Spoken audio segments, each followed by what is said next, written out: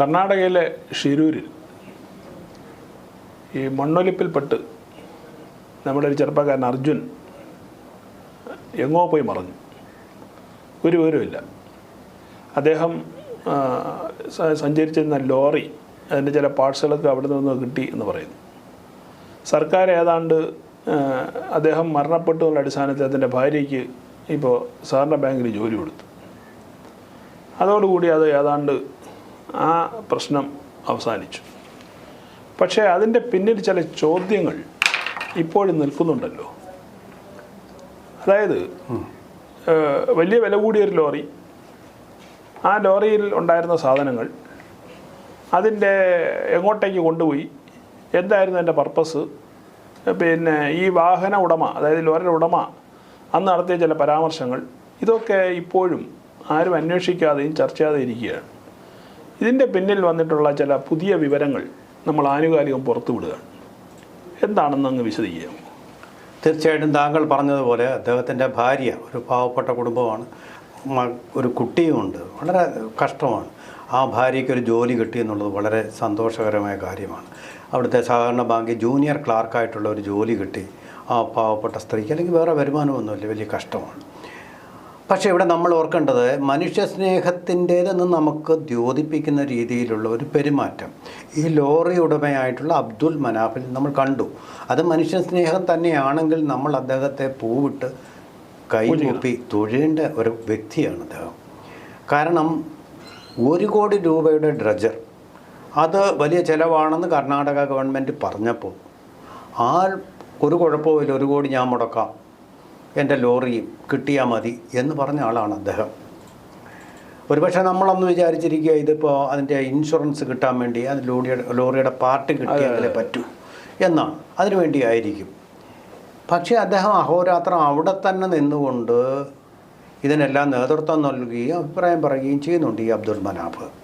അപ്പോൾ അങ്ങനെയാണെങ്കിൽ തീർച്ചയായിട്ടും ഒരു മനുഷ്യ സ്നേഹത്തിൻ്റെ, മന്ത്രിമാർ പോലും അങ്ങനെ നിൽക്കാറില്ല, സ്ഥല MLA പോലും അങ്ങനെ നിൽക്കാറില്ല. രാവും പകലും മഴയും വെയിലും മഞ്ഞും എല്ലാം കൊണ്ട് അവിടെ നിൽക്കുകയാണ് ഈ മനുഷ്യൻ, ഈ തൊഴിലാളിയോടുള്ള സ്നേഹം. അപ്പോൾ അദ്ദേഹത്തിന് ഒരു മനുഷ്യ സ്നേഹത്തിൻ്റെതായിട്ട്, അങ്ങനെയാണെങ്കിൽ നമ്മൾ തീർച്ചയായിട്ടും അദ്ദേഹത്തെ അഭിനന്ദിക്കുകയും ആദരിക്കുകയും ചെയ്യുന്നു. ഇവിടെ പ്രധാനമായിട്ടുള്ള ഒരു മുതലാളി അങ്ങനെയുള്ള സ്നേഹം കാണിക്കില്ല, ചൂഷണം മാത്രമാണ്. അതാണല്ലോ നമ്മളെ മാർക്സിസം പഠിപ്പിച്ചിരിക്കുന്നത്. പക്ഷേ ഇവിടെ അത് വ്യത്യസ്തമായിട്ട് നമ്മൾ കാണുന്നു. അങ്ങനെ ആവട്ടെ എന്ന് നമ്മൾ ആശംസിക്കുകയും ചെയ്യും. പക്ഷേ ഇവിടെ നമ്മൾ ചില ദുരൂഹതകൾ കാണുന്നുണ്ട്. ഒന്നാമത്, ലോറിയുടെ അവശിഷ്ടമല്ല കിട്ടിയത്, അതിൻ്റെ ജാക്കി എന്ന് അദ്ദേഹം അവകാശപ്പെടുന്ന ഒരു സാധനമാണ്. പിന്നെ കിട്ടിയിരിക്കുന്ന 2 കയർ തുണ്ടുകളാണ്. ആ കയർ തുണ്ടുകളും ലോറിയുടെ തടി കെട്ടാൻ ഉപയോഗിച്ചതാണെന്ന് അവകാശപ്പെടുകയാണ്. ഏത് ലോറിക്കും ആകാം. ഈ ജാക്കിയെല്ലാം ഒരുപോലെ ആയിരിക്കും. 1000കണക്കിന് ലോറികൾ ഒരുമിച്ചിറങ്ങുമ്പോൾ അതിനെല്ലാം കൊടുക്കുന്ന ജാക്കി ഒരുപോലെ ആയിരിക്കും. പൂട്ട് മാത്രമേ വ്യത്യാസം വരൂ. ഒരേ മോഡലിൽ തന്നെ ആയിരിക്കുമല്ലോ ഇത് വരുന്നത്. പൂട്ട് മാത്രമേ, ലോക്ക് മാത്രം വ്യത്യസ്തമായിരിക്കും, ശാലം വ്യത്യാസം വരും. അല്ലെങ്കിൽ ഒരു ലോറിയുടെ ഹക്കൊരു വെച്ച് മറ്റു ലോറികൾ തുറക്കും. ഈ ഭാരത് ബെൻസ് എന്ന് പറയുന്നത് വളരെ എഫിഷ്യൻ്റായിട്ട് വളരെ പോപ്പുലറായിട്ടുള്ള ഒരു ലോറിയാണ്. എന്തെന്ന് വെച്ചാൽ എത്ര ഭാരം എടുത്തുകൊണ്ട് പോയാലും ഈ ലോറിയിൽ ഇപ്പം 27 ടൺ ഭാരം ഉണ്ടായിരുന്നു. എത്ര ഭാരം വഹിച്ചുകൊണ്ട് പോയാലും കാർ പോലെ ഈസി ആയിട്ട് ഓടിച്ചു പോകാൻ, ചരിയുകയോ ഒന്നും ചെയ്യില്ല. അതാണ് ഇത്രയും പോപ്പുലർ ആവാനുള്ള ഒരു കാര്യം. സർവത്ര കാണാറുണ്ട് ഈ ഭാരത് ബെൻസ്. അതിൻ്റെ ഇപ്പോഴത്തെ മാർക്കറ്റ് പല റേഞ്ചുകളുണ്ടെങ്കിലും ഒരു ശരാശരി 65 ലക്ഷം രൂപയാണ് ഇതിൻ്റെ വില. ഈ ലോറിയുടെ വില, ഭാരത് ബെൻസ് ലോറിയുടെ വില. മൈലേജ് എന്ന് പറയുന്നത് 3 കിലോമീറ്റർ, അതായത് 1 ലിറ്റർ ഡീസലിന് 3 കിലോമീറ്ററേ അത് ഓടുകയുള്ളൂ. ഇതിൻ്റെ ഡെസ്റ്റിനേഷൻ എന്ന് പറയുന്നത് ഗോവയായിരുന്നു. കോഴിക്കോട്ട് നിന്ന് ഗോവയിലേക്ക്, കോഴിക്കോട്ട് നിന്ന് ഗോവയിലേക്കും തിരിച്ചുമുള്ള ഡിസ്റ്റൻസ് എന്ന് പറയുന്നത് 1500 കിലോമീറ്ററാണ്. 1500 കിലോമീറ്റർ. ആ 1500 കിലോമീറ്റർ ഓടണമെങ്കിൽ അപ്പോൾ ഈ മൈലേജ് വെച്ച് അതെപ്പോഴും കിട്ടിക്കൊള്ളണമെന്നുമില്ല, ഒരു 500 ലിറ്റർ ഡീസലെങ്കിലും വേണ്ടി വരും. മിനിമം. അതിൽ കൂടുതൽ വരാൻ സാധ്യതയുണ്ട്. മിനിമമാണ് കണക്ക് നമ്മുടെ. ആ 500 ലിറ്റർ ഡീസൽ വേണമെങ്കിൽ ഇപ്പോൾ പല സ്റ്റേറ്റുകളിലും പല വിലയാണ്. വെച്ച് നോക്കുമ്പോഴും ഏതാണ്ട് നമുക്കൊരു 50,000 രൂപയെങ്കിലും വേണ്ടി വരും. പോട്ട് 40,000 ആയാലും കുഴപ്പമില്ല. പിന്നെ ലോറി ഓടുമ്പോൾ അതിൻ്റെ ടയറിന് കേട് സംഭവിക്കാൻ മാറ്റേണ്ടി വരാം, പല പാർട്സിനും ബുഷിനും ഒക്കെ തകരാറ് വരാം. അങ്ങനെ ഉണ്ടാകുന്ന ഡാമേജസിന് ഉണ്ടാകുന്ന വില അത് നമുക്ക് കണക്ക് കൂട്ടാൻ പറ്റും. എന്തായാലും 1 ലക്ഷം രൂപയുടെ ഒരു ചിലവ് തീർച്ചയാണ്. അതായത് ഈ കോഴിക്കോട് ഗോവ തിരികെ വരുന്ന ട്രിപ്പിന് ഡ്രൈവറുടെ ശമ്പളം കൂടെ ഉൾപ്പെടുത്തി കായാലും ശരി, സാമാന്യഗതിക്ക് ഒരു 1 ലക്ഷം രൂപ ചിലവാകും. അതും കുഴപ്പമില്ല. പക്ഷേ ഈ കൊണ്ടുപോയ തടിക്ക് അതിർത്തി ചെക്ക് പോസ്റ്റിൽ കാണിച്ചിരിക്കുന്ന ഇൻവോയ്സിൽ എഴുതിയിരിക്കുന്നത് ഇതിൻ്റെ വില, ലോഡിൻ്റെ വില, ഈ 24 ടൺ ഉണ്ടെന്ന് പറയുന്നതിൻ്റെ വില 24,000 രൂപയാണ്. കറക്റ്റ് 24,000. രേഖാമൂലം അവിടെ ചെക്ക് പോസ്റ്റിൽ പരിശോധിച്ചാൽ കിട്ടും 24,000 രൂപ. അപ്പോൾ 24,000 രൂപയുടെ തടി കൊണ്ടുപോകാൻ എന്തുകൊണ്ടൊരു ബിസിനസ്സുകാരൻ 1 ലക്ഷം രൂപ ഇൻവെസ്റ്റ് ചെയ്യാൻ തയ്യാറാവും? അവിടെ ഒരു ദുരൂഹതയുണ്ട്. മനാഫ് ഉത്തരം പറയേണ്ട കാര്യമാണ്. സത്യസന്ധമായിട്ടായിരിക്കാം, വേറെ എന്തെങ്കിലും ഒരു സേവന താല്പര്യത്തോടു കൂടിയാണ്. 24,000 രൂപയുടെ തടിയാണ് ഇതിനകത്ത് ഉണ്ടായിരുന്നതെന്ന് ഇത് അസസ് ചെയ്തത് ചെക്ക് പോസ്റ്റാണല്ലേ? ചെക്ക് പോസ്റ്റിലാണ്. അപ്പോൾ ഈ തടി ഒരു പക്ഷേ വലിയ ആവശ്യമില്ലാത്ത സാധാരണ വലിയ പർപ്പസ് ഇല്ലാത്ത തടി ആയിരിക്കാമല്ലോ ചിലപ്പോൾ. അതുകൊണ്ടായിരിക്കുമല്ലോ ചിലപ്പോൾ 24,000 രൂപയിൽ വന്നത്. അതായത് വലിയ പ്രയോജനമില്ലാത്ത തടികൾ, ഇപ്പോൾ നമ്മളിവിടെ അക്കേഷ്യ എന്ന് പറയുന്ന പോലുള്ള തടികൾ ആയിരിക്കാമല്ലോ ചിലപ്പോൾ കൊണ്ടുപോയത്. സാധാരണഗതിയിൽ ഒരു പിന്നെ ലോറിയെ സംബന്ധിച്ചിട്ട് അതിനകത്ത് വില കൂടിയെന്ന് കുറഞ്ഞതൊക്കെ കൊണ്ട് യാത്ര പോകേണ്ടി വരും. അപ്പോൾ ഇദ്ദേഹം ഈ പറഞ്ഞതുപോലെ 24,000 രൂപ വിലയുള്ള ഈ തടി ഗോവയിലേക്ക് തന്നെയാണ് കൊണ്ടുപോയി എന്നുള്ളതിന് നമുക്ക് എന്തെങ്കിലും ഉറപ്പുണ്ടോ? തീർച്ചയായിട്ടും ഉണ്ട്. അത് മനാഫ് തന്നെ പറഞ്ഞിട്ടുള്ള കാര്യമാണ്. ഗോവയ്ക്കാണ് കൊണ്ടുപോയത് എന്ന് അദ്ദേഹം തന്നെ പറഞ്ഞിട്ടുള്ള കാര്യമാണല്ലോ. മുതലാളി പറയുന്നത് നമ്മൾ അവിശ്വസിക്കേണ്ട കാര്യമില്ലല്ലോ. അങ്ങനെയാണെങ്കിൽ അതൊരു ദുരൂഹതയുണ്ട്. അതിലൊരു ദുരൂഹത ഇല്ലേ? അതാണ് ഞാൻ ചോദിക്കുന്നത്. അല്ലെങ്കിൽ ഇൻവോയ്സ് വ്യാജ ഇൻവോയ്സാണ്, അതിന് കള്ളമാണ് പറഞ്ഞിരിക്കുന്നത് എന്നുള്ളത് വ്യക്തമാണ്. എങ്കിലും മറുപടി പറയേണ്ടത് ചെക്ക് പോസ്റ്റുകാരാണ് പറയേണ്ടത്. ചെക്ക് പോസ്റ്റുകാർ ഇപ്പോൾ തടി നോക്കി ഉരുപ്പടി, നമ്മളെ തടിയോട് കൂടിയ ലോറിയുടെ ഫോട്ടോ ഉണ്ട്. അതിൽ തടി എന്ന് പറഞ്ഞ താങ്കൾ പറഞ്ഞ പോലെ അക്കേഷ്യ എന്ന് പറഞ്ഞ സോഫ്റ്റ് വുഡ് അല്ല, ഉരുപ്പടി തന്നെയാണ്. വീടിനൊക്കെ ഉപയോഗിക്കുന്ന ഉരുപ്പടിയുടെ ഫോട്ടോ, നല്ല തടിയൻ ഉരുളുകളാണ് കണ്ടത്. അപ്പോൾ അത് നല്ല വെയിറ്റ് ഉള്ളതും അതുപോലെ തന്നെ വില കൂടിയതുമാണ്. തടിക്കൊക്കെ ഇപ്പം എന്താ വില? തടി വീട് നിർമ്മിക്കുന്നില്ലല്ലോ ആരും. അലൂമിനിയം അല്ലേ ഇപ്പോൾ ജനാലയ്ക്ക് പോലും ഉപയോഗിക്കുന്ന ലാഭകരം. മെറ്റലിനേക്കാളിലും വില കൂടുതലാണ് തടിക്ക് ഇപ്പം ഇന്ത്യയിൽ. മലേഷ്യയിലൊക്കെ തടി വില കുറച്ച് കിട്ടുമെന്ന് പറയുന്നുണ്ട് ആ ഭാഗത്തൊക്കെ. അതെന്തായാലും ഒരു ഘട്ടത്തിൽ മലേഷ്യനും അല്ല, പാകിസ്ഥാനിലും തടിക്ക് വില കുറവെന്ന് പറയുന്നത് അതുമല്ലിത്. അപ്പോൾ പിന്നെ നമുക്ക് വരാവുന്ന സംശയം എന്താ, അർജുൻ എന്തിന് ഇത് കൊണ്ടുപോയി? അർജുൻ അപ്പോൾ ഈ തടി കേസിൽ പണ്ടൊരിക്കൽ മനാഫ് ഒരു കേസിൽ പെട്ടിട്ടുണ്ട് കർണാടകയിൽ. ചിലപ്പോൾ അദ്ദേഹത്തിനെതിരെ ചുമത്തിയ കള്ളക്കേസായിരിക്കാം, പക്ഷേ കേസിൽ പെട്ടിട്ടുണ്ട്. അതാണ് അദ്ദേഹത്തെ ട്രാക്ക് റെക്കോർഡ്. അദ്ദേഹം ജനതാ പാർട്ടിയിലൊക്കെ വലിയ സ്വാധീനമുള്ളതായിരുന്നു. കർണാടകം ഒരു കാലത്ത് ഭരിച്ചുകൊണ്ടിരുന്നത് ജനതാ പാർട്ടിയാണല്ലോ. ആ ജനതാ പാർട്ടിയിലൊക്കെ സ്വാധീനം ഉള്ളതുകൊണ്ട് അദ്ദേഹം അവിടുന്ന് രക്ഷപ്പെട്ടു. മുമ്പുണ്ടായ കേസ് എന്തിൻ്റെ അടിസ്ഥാനത്തിലായിരുന്നു? തടിക്കടത്തിൻ്റെ പേരിൽ. അദ്ദേഹം ബിസിനസ്സുകാരനാണ്. തടിക്കടത്തിൻ്റെ പേരിൽ അദ്ദേഹം കേസിൽ നേരത്തെ പെട്ടിട്ടുണ്ട്. അതിൻ്റെ രജിസ്റ്ററും റെക്കോർഡും കാര്യങ്ങളും ഒക്കെ ഉണ്ട് കർണാടക ഗവൺമെൻറ്റിൻ്റെ ഫോറസ്റ്റ്. പുള്ളിയുടെ പശ്ചാത്തലം അത്ര സുഖകരമല്ല. അതെ, ബിസിനസ്സുകാരുടെ ഒന്നും പശ്ചാത്തലം ലാഭം ഉണ്ടാക്കണമെങ്കിൽ കള്ളം ചെയ്യേണ്ടി വരും. അപ്പോൾ ഇതിനും അപ്പുറമുള്ള എന്തോ ഒരു കള്ളം ഇതിൽ ഒളിഞ്ഞു കിടക്കുന്നു. മനാഫ് അറിയാതെയോ അറിഞ്ഞോ ഈ 24,000 രൂപയുടെ അതിനടിയിൽ എന്തോ നിധികൾ, അത് 1 ലക്ഷം രൂപയ്ക്കും മുകളിൽ വാല്യൂ ഉണ്ടാവുന്ന, തീർച്ചയായിട്ടും ഒരു വാല്യൂ ഉള്ള എന്തോ നഷ്ടം സഹിച്ച് പഠിക്കില്ലല്ലോ.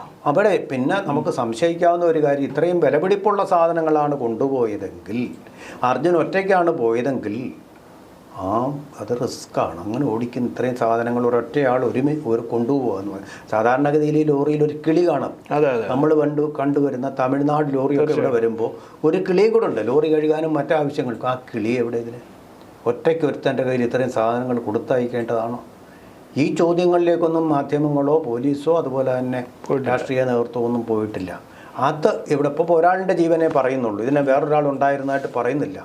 അത് റിസ്ക് അല്ലേ? ഇത്രയും നാൾ ഒരു മനുഷ്യനെ ഒറ്റയ്ക്ക് കൊടുത്തയച്ച് സ്വാഭാവികമായിട്ട് സംശയിക്കാതാണ്. കാരണം ഇത്തരത്തിൽ ഈ ദീർഘദൂര ഓട്ടം നടത്തുന്ന ഇത്തരം ചരക്ക് ലോറികളിലൊക്കെ സഹായത്തിൻ്റെ ആളുണ്ടാവും. സാധാരണഗതിയിൽ അയാളും ഡ്രൈവറായിരിക്കും. കാരണം ഇദ്ദേഹത്തിന് റെസ്റ്റ് എടുക്കാൻ വേണ്ടിയിട്ട് സാധാരണ ഡ്രൈവിംഗ് കൂടെ അറിയുന്ന ആളായിരിക്കും. നമ്മൾ നോർത്തിൽ നിന്ന് വരുന്ന ലോറികൾ കണ്ടാൽ നമുക്ക് മനസ്സിലാവും. അതോടൊപ്പം നേരത്തെ പറഞ്ഞതല്ലേ വഴിയിൽ എന്തെങ്കിലുമൊക്കെ ചെറിയ യന്ത്ര തകരാറുകളോ ടയറിനത്തിന് ബുദ്ധിമുട്ടുണ്ടാവുകയാണെങ്കിൽ ഇത് മാറ്റാൻ ഒരാളെ കൊണ്ട് എന്തായാലും സാധിക്കില്ല. അപ്പോൾ അതുകൊണ്ട് സ്വാഭാവികമായിട്ടും ഒരു കോ ഡ്രൈവർ എന്നുള്ള നിലയ്ക്ക് നേരത്തെ ഞാൻ ക്ലീനറോ അങ്ങനെ ഒരാളെങ്കിലും ഉണ്ടാവണം. പക്ഷേ ഈ വാഹനത്തിൽ അങ്ങനെ ഒരാളില്ല, ഉണ്ടായിട്ടില്ല. ഇപ്പം നമ്മൾ നോക്കൂ, തിരുവനന്തപുരം കിഴക്കേക്കോട്ടയിൽ നിന്ന് പേരൂക്കട വരെ പോകുന്ന ബസ്സാണെങ്കിൽ പോലും അതൊരു കിളി ഉണ്ടാവും.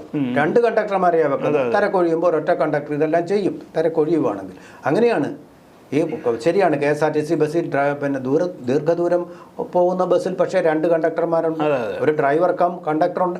കണ്ടക്ടറില്ലേ എവിടെ? തീർച്ചയായിട്ടും ഡ്രൈവർ കൂടാതെ ഒരു കണ്ടക്ടറുണ്ട്. അപ്പോൾ ഇതിൻ്റെ കൂടെ പോകുമ്പോൾ തന്നെയല്ലേ ഒരു മനുഷ്യന് ഇങ്ങനെ ഇത്രയും ദൂരമൊക്കെ. ചെറുപ്പക്കാരനാണെങ്കിൽ ഇപ്പോൾ അറ്റാക്ക് വരാറുണ്ട്, കുഴഞ്ഞു വീണ് മരിക്കാറുണ്ട്. എന്തെങ്കിലും സംഭവിച്ചു കഴിഞ്ഞാൽ അതാരുണ്ട് നോക്കാൻ? ശരി, നിങ്ങൾ ഇതാണ് ഗൂഗിൾ മാപ്പ് വഴിയാണ്, ലൈവ് ഗൂഗിൾ മാപ്പ് വഴിയാണ് പോകുന്നത് എങ്കിലും അവിടെ എന്തെങ്കിലും ഒരു അപകടം പഴിച്ചാൽ ഇവിടെ ഇരുന്ന് ഗൂഗിൾ നോക്കിക്കൊണ്ട് നമുക്ക് എന്തെങ്കിലും ചെയ്യാൻ പറ്റുമോ? മനുഷ്യരല്ലേ. അപ്പോൾ അതിലൊരു റിസ്ക് ഇല്ലേ? ഇപ്പോൾ ഒരു പക്ഷേ ഇപ്പോൾ ഒരു ഗുണം, ഇങ്ങനെയുള്ള ലോറികളൊക്കെ ദീർഘദൂരം ഓടിക്കുമ്പോൾ ഒരു കിളി ഉണ്ടെങ്കിൽ ഒരു എന്താണ് സംഭവിച്ചതെന്ന് പറയാൻ ഇതിൽ ആരെങ്കിലും ഒരാൾ ബാക്കി ആയിരിക്കില്ല. ഇപ്പോൾ ലോറിയുടെ പൊടി കാണുന്നില്ല, അർജുനൻ്റെ പൊടി കാണുന്നില്ല.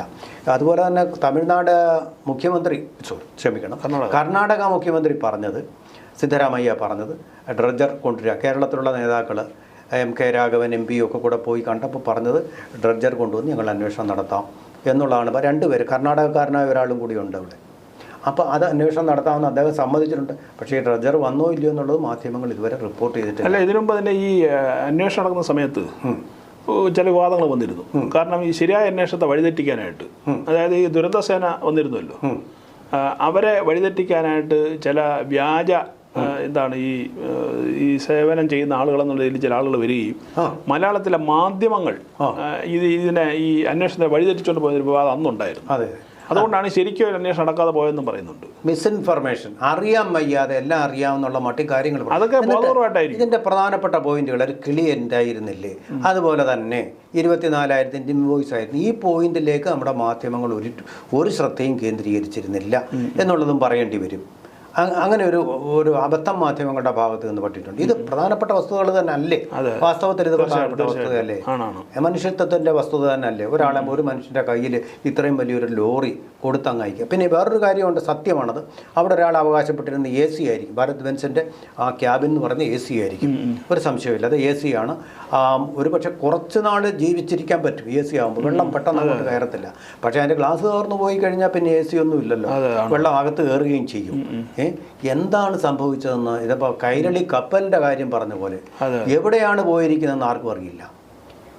അതുപോലൊരു ദുരൂഹത ഇതിൻ്റെ പിന്നിലുണ്ട്. ഇത് പക്ഷേ അടുത്ത കാലത്തെങ്ങും പുറത്തു വരുമെന്ന് തോന്നുന്നില്ല. കാരണം അതിൽ ഒഴുക്ക് ഭയങ്കരമാണ്. ഇനിയിപ്പോൾ അടുത്ത വേനൽക്കാലത്തെങ്ങാണം ഈ പുഴയിൽ തടയണ വല്ലതും കെട്ടി അവിടത്തേക്കുള്ള ജലനിർഗമനം കുറച്ചിട്ട് അന്വേഷണം നടത്താതെ ഡ്രജർ കൊണ്ടുവന്നിട്ടും വലിയ കാര്യമൊന്നുമില്ല. മണ്ണ് നീക്കണമെന്നാണ് പറയുന്നത്. പക്ഷേ ഈ ഒഴുക്കിനിടയിൽ ഡ്രജറിനും വലിയ കാര്യക്ഷമമായിട്ടൊന്നും ചെയ്യില്ല. പട്ടാളക്കാർ വന്ന് നോക്കി വയനാട്ടിൽ ഏറ്റവും കാര്യക്ഷമമായിട്ട് ബെയിലി പാലവും നിർമ്മിച്ച് നേരിട്ട് ഓപ്പറേഷൻ നേതൃത്വം നടത്തിയ ആൾ അവിടെ ഉണ്ടായിരുന്നു. അദ്ദേഹത്തിന് പോലും കണ്ടുപിടിക്കാൻ പട്ടാളത്തെ പരിഹസിക്കുകയും ചെയ്തു ഒരു ഘട്ടത്തിലൂടെ. അതെ, ആ പട്ടാളം തന്നെയാണ് വയനാട്ടിൽ സേവനം ചെയ്തത്, ബെയിലിപ്പാലം നിർത്തത്, അഭിനന്ദനങ്ങളും അവരുടെ തൊപ്പിയിൽ തൂവലുകളുമായിട്ട് തിരിച്ചു പോയത്. അവരെ കുറ്റപ്പെടുത്തുന്ന, കാര്യമറിയാതെ വിമർശനങ്ങൾ നടത്തുന്ന ഒരു പ്രവണത നമുക്കുണ്ട്.